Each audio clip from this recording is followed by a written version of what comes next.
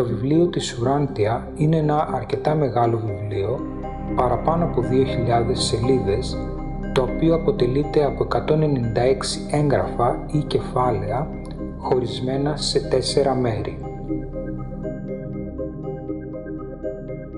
Ουράντια είναι το όνομα του πλανήτη μας, της Γης. Το βιβλίο της Ουράντια θεωρείται η 5η κοσμοϊστορική αποκάλυψη για αυτόν τον πλανήτη. Όλες οι 5 κοσμοϊστορικές αποκαλύψεις αναφέρονται πιο αναλυτικά στο έγγραφο 92 του βιβλίου, στην ενότητα 4, το δώρο της αποκάλυψης. Αυτές εδώ οι παρουσιάσεις αποτελούν συνοπτικές αναλύσεις σχετικά με το βιβλίο της Ουράντια και γενικά την πνευματικότητα. Ο σκοπός τους είναι να προκαλέσουν το ενδιαφέρον για το βιβλίο και άλλα σχετικά βιβλία και συγγραφείς. Η κατανόηση και η αποδοχή του βιβλίου της Ουράντια εξαρτάται από διάφορους παράγοντες που θα αναλυθούν σε μία άλλη παρουσίαση. Εδώ μόνο θα υποθεί ότι η κατανόηση του βιβλίου και της σημασίας του χρειάζονται κάποιον χρόνο επαφής και μελέτης του βιβλίου. Βέβαια, είναι δυνατόν κάποια ή κάποιος να κατανοήσει τη σημασία του βιβλίου απλά ρίχνοντας μια ματιά στα περιεχόμενα ή ξεφυλίζοντάς το. Αλλά μια βαθύτερη κατανόηση και εκτίμηση του βιβλίου απαιτεί περισσότερο χρόνο.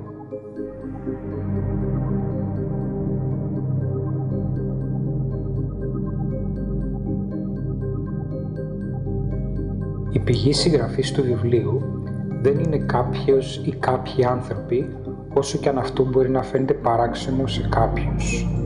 Η πηγή συγγραφής του βιβλίου είναι συμπαντικές οντότητες, οι οποίες αναφέρονται στο τέλος του κάθε εγγράφου.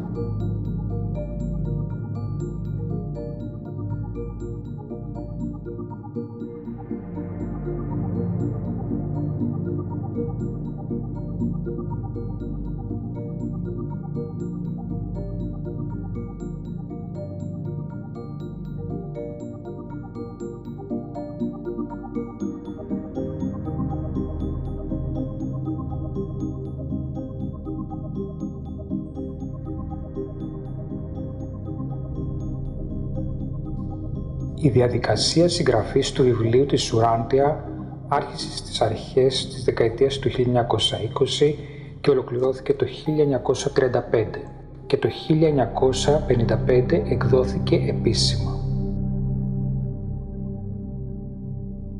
Ο τρόπος με τον οποίο γράφτηκε το βιβλίο, αν και γενικά είναι γνωστός, πιο συγκεκριμένα και στο σύνολό του αποτελεί μυστήριο, διότι όπως αναφέρεται στο ιστορικό του κινήματος της Ουράντια, λείπουν αρκετά συνδετικά στοιχεία σχετικά με το πώς ακριβώς γράφτηκε και επικοινωνήθηκε ολόκληρο το περιεχόμενο του βιβλίου.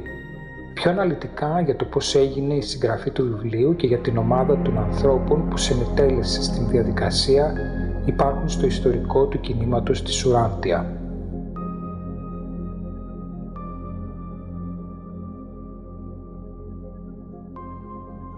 Από τα 4 μέρη του βιβλίου, το 4ο είναι το μεγαλύτερο μέρος και είναι σχετικά με την ζωή και τη διδασκαλία του Ιησού Χριστού πάνω στη γη.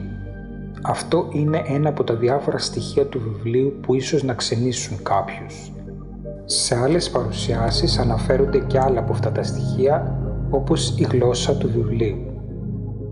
Παρόλα αυτά, η εκτεταμένη αναφορά στην ζωή και την διδασκαλία του Ιησού είναι αναγκαία ώστε να γίνει κατανοητή η οργάνωση του απέραντου σύμπαντος μέσα στο οποίο ζούμε, όπως και για να γίνει κατανοητός ο λόγος που εμείς υπάρχουμε μαζί με τα πάντα γύρω μας.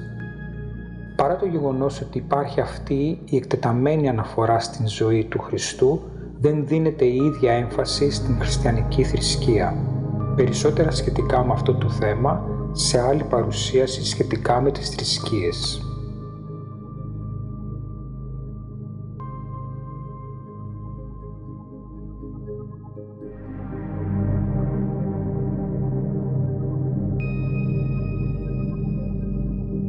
Παραπομπές και σύνδεσμοι. Οι παραπομπές στο βιβλίο της Ουράντια γίνονται με 3 ή 2 αριθμούς. Όταν χρησιμοποιούνται τρεις αριθμοί, ο πρώτος αναφέρεται στο έγγραφο, ο δεύτερος στην ενότητα και ο τρίτος στην παράγραφο. Για παράδειγμα, η παραπομπή 126.3.7 αναφέρεται στο έγγραφο 126, ενότητα 3, παράγραφος 7. Οι δύο αριθμοί αναφέρονται στο έγγραφο και στην ενότητα. Όταν η παραπομπή είναι σχετικά με ένα ολόκληρο έγγραφο, αναφέρεται το έγγραφο και ο αριθμός του. Για παράδειγμα, έγγραφο 121. Οι σύνδεσμοι για το διαδίκτυο είναι ως εξής.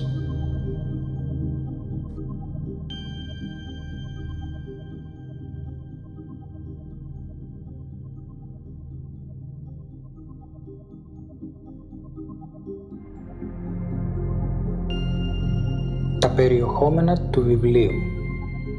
Το βιβλίο της Ουράντια, όπως ήδη αναφέρθηκε, αποτελείται από 4 μέρη και είναι τα εξής. Μέρος πρώτο. Το κεντρικό σύμπαν και τα υπερσύμπαντα. Στο πρώτο μέρος παρουσιάζονται τα υψηλότερα επίπεδα δημιουργίας, ο Θεός, ο συμπαντικός πατέρας, οι τριαδικοί συνεργάτες του και η νήσος του Παραδείσου. Μέρος δεύτερο. Το τοπικό σύμπαν.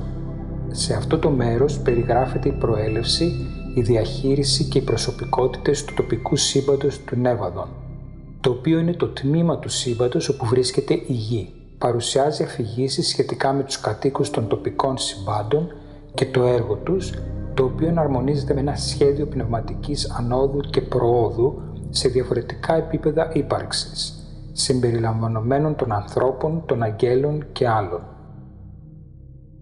Μέρος τρίτο.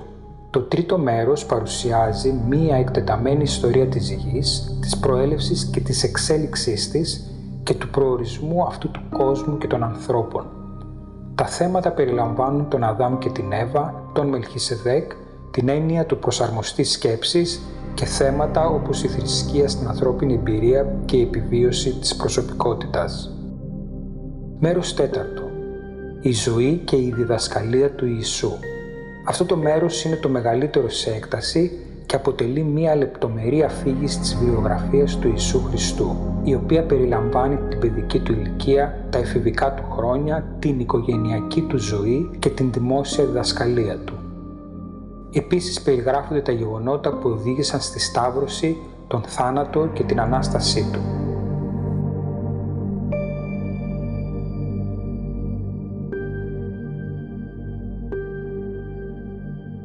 Ο Θεός. Ιδιαίτερη έμφαση σε ολόκληρο το βιβλίο δίνεται στην κύρια πηγή της δημιουργίας, τον Θεό, και στο γεγονός ότι ένα κομμάτι του βρίσκεται μέσα στον κάθε άνθρωπο, που στο βιβλίο της Ουράντια αποκαλείται προσαρμοστής σκέψης. Το βιβλίο ξεκινάει με το θέμα του Θεού και η εισαγωγή και τα πρώτα 5 έγγραφα είναι σχετικά με αυτό το θέμα και το αναλύουν με μεγάλη λεπτομέρεια.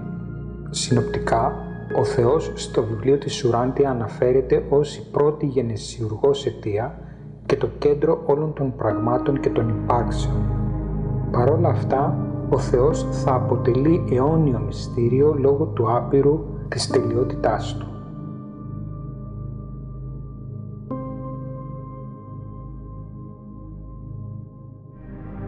Ενδεικτικά αναφέρονται μερικοί τίτλοι κάποιων σχετικών ενωτήτων από τα πρώτα 5 έγγραφα.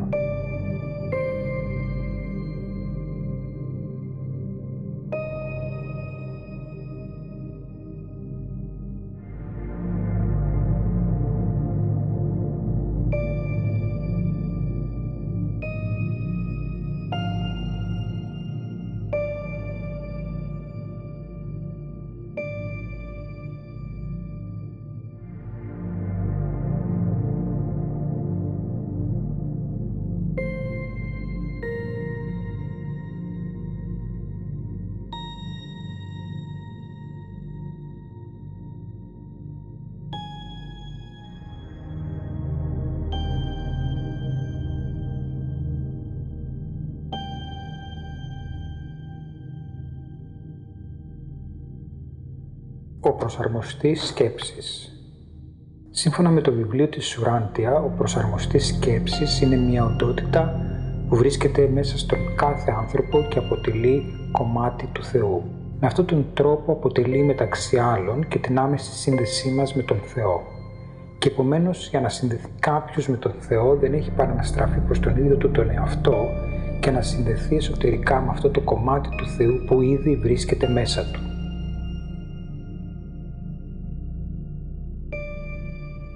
Στην εισαγωγή του εγγράφου 5 αναφέρεται: «Οι νικούντες στον άνθρωπο προσαρμοστές της σκέψης αποτελούν μέρος της αιώνιας θείας φύσης του Πατέρα του Παραδείσου.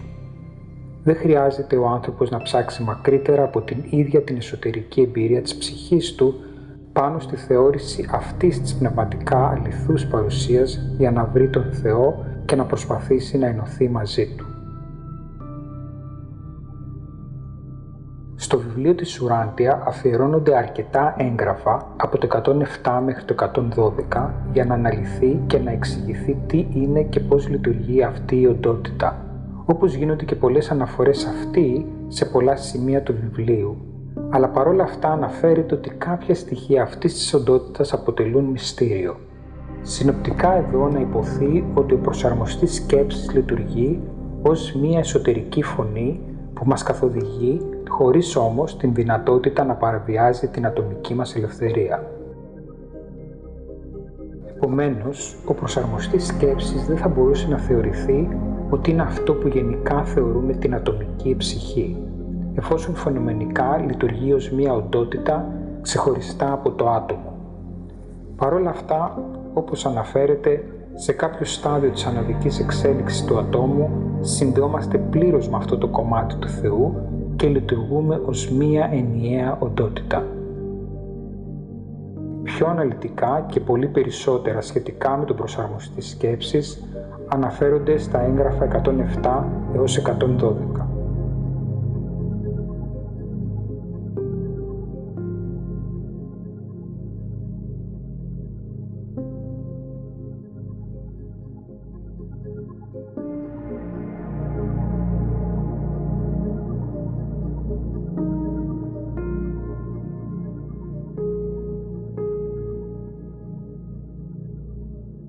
Αποστροφή προς το Θείο και τις θρησκείες. Είναι γνωστό ότι πολλοί είναι αυτοί που νιώθουν αποστροφή για θέματα που σχετίζονται με τον Θεό και τις θρησκείες.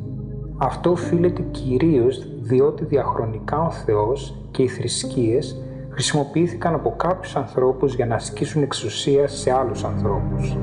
Και αυτό προφανώς ισχύει ακόμη και σήμερα.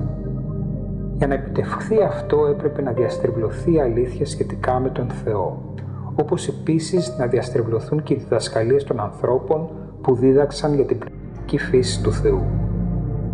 Μια σχετική αναφορά στο βιβλίο της Ουράντια γίνεται από τον Χριστό σε μια συνομιλία του με τον Απόστολο Ναθαναήλ και είναι σχετικά με τις γραφές της τότε εποχής.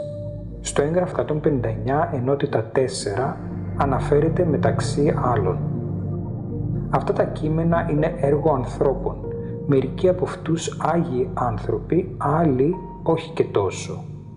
Τα κείμενα αυτών των βιβλίων αντιπροσωπεύουν τις απόψεις και το βαθμό της διαφώτισης της εποχής από την οποία προέρχονται. Σαν αποκάλυψη της αλήθειας, τα τελευταία είναι πιο έγκυρα από τα παλαιότερα. Οι γραφές έχουν ελαττώματα και είναι εντελώς ανθρώπινες στην καταγωγή, αλλά πρόσεξε, αποτελούν πραγματικά την καλύτερη συλλογή θρησκευτικής σοφίας και πνευματικής αλήθειας που βρέθηκε σε όλον τον κόσμο την εποχή εκείνη». Αυτές οι διαστρεβλώσεις της αλήθειας σχετικά με τον Θεό και την πραγματικότητα του Θείου, που έχουν γίνει μέσα σε απροσδιόριστο πια βάθος χρόνου, έχουν οδηγήσει σε αυτή τη σύγχυση που επικρατεί σήμερα, και ο άνθρωπος δεν γνωρίζει ούτε την προέλευσή του, αλλά ούτε και τον προορισμό του, με τα ανάλογα τραγικά αποτελέσματα. Ζούμε σε μια εποχή όπου πολλοί άνθρωποι ζουν μέσα στη βία, την φτώχεια και την αβεβαιότητα και πολλοί άλλοι σε σιωπηλή απόγνωση. Η αποκατάσταση της αλήθειας σχετικά με την πραγματική φύση του Θεού, ενός Θεού που δεν διαχωρίζει αλλά ενώνει τους πάντες, θα έφερνε ανακούφιση και ελπίδα στην πλειοψηφία των ανθρώπων και θα μας βοηθούσε συνολικά ως ανθρωπότητα να εξελιχθούμε και να προχωρήσουμε μπροστά πιο ομαλά, ειρηνικά και δίκαια. Βιβλία όπως το βιβλίο της Ουράντια αποτελούν μέρος της προσπάθειας για την αποκατάσταση της αλήθειας. Υπάρχουν και άλλα σχετικά βιβλία, στα οποία θα γίνει αναφορά αργότερα, που βοηθούν σε αυτό το ταξίδι προς την πνευματική αποκάλυψη. Περισσότερα σχετικά με το θέμα της αποδοχής της αλήθειας θα αναφερθούν σε μία άλλη παρουσίαση με θέμα κατανόηση και αποδοχή.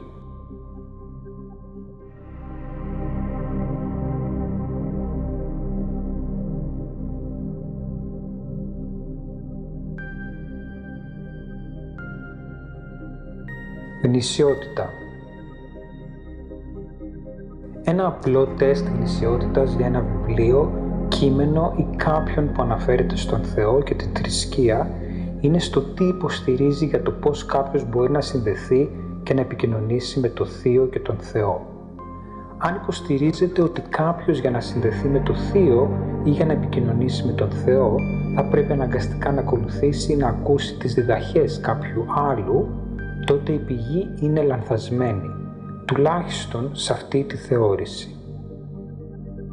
Όπως ήδη υπόθηκε, στο βιβλίο της Ουράντια αναφέρεται ότι για να συνδεθεί κάποιος με τον Θεό δεν έχει παρά να στραφεί προς τον ίδιο του τον εαυτό και να συνδεθεί εσωτερικά με το κομμάτι του Θεού που ήδη βρίσκεται μέσα του, το οποίο αποκαλείται ως αρμοστής σκέψης.